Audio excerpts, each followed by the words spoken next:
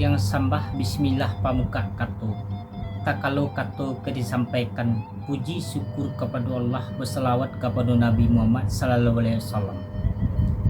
Sambah jutitah dari mului karangan hati senubari barih balabih kadituri ampun jurila pemanui.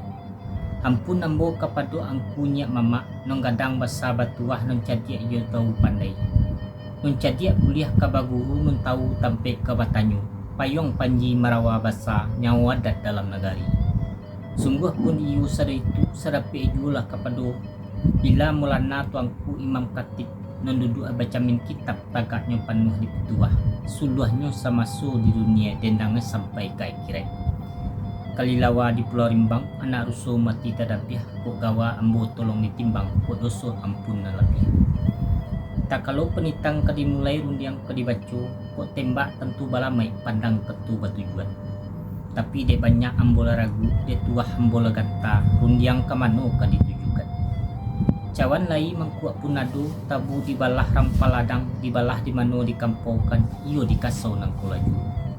Sultan lai datuk punado ragulah mato de memandang sambah ke mano kamu tibokan iyo kabalio nang kulaju. Manyo madatua lai kepala muda sambah ditibukan kabakih madatua mau dibintak banyak-banyak sekali gawa baribuak pun.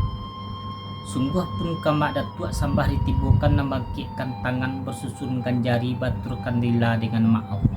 Akan tetapi nam menjadi niat cinta di batin ialah kepada sialik kami.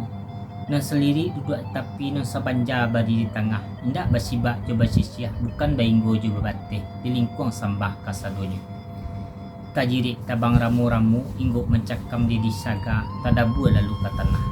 Kok ketek indak disabuikan namu, kok kadang indak dianjuangkan gala, sambah ditibukan ke tengah-tengah. Ujung persambahan kepada mak datuk. Manitahlah pemuda. Anu menjadi buah persambahan dia bu. Kok bacarai-carai tak baragiah bompu-ompuak tak babagi. Pihak di kami silang sepangka memenanai meletakkan pekerjaan di rumah gadang nangku. Alah saujo alah salapih alah setapak sepijaan sabarih saunjuan. Nan kama jadi sambung lidah pulang nasuk pusik jalur pumpunan ikan. Yo tetapik kepada diri ambu. Jika menyiangi nan tumbuh jika menimbang ngatih nunadu lah tumbuh sarupo kok ini.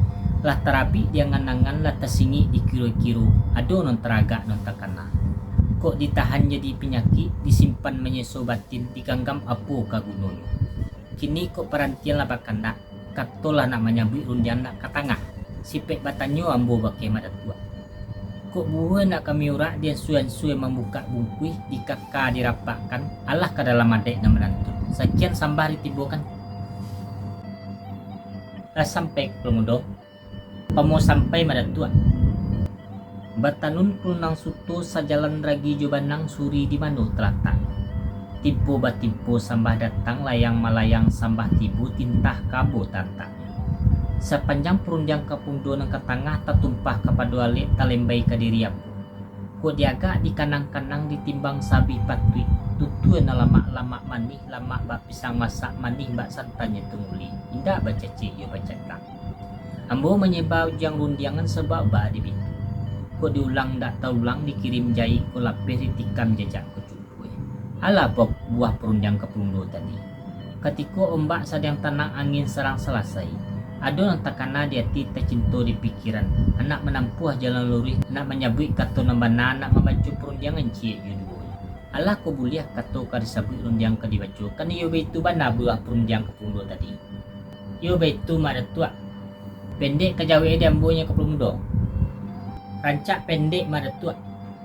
Dek kerana patui lah barantang-tantang kilit lah barapi-rapi. Kau janjuo makirun. Santano cucu dari langit. Bumi lah suku menerima. Sekian sambah ditibukan. Artinya lah batagan sige tapi naik madatua.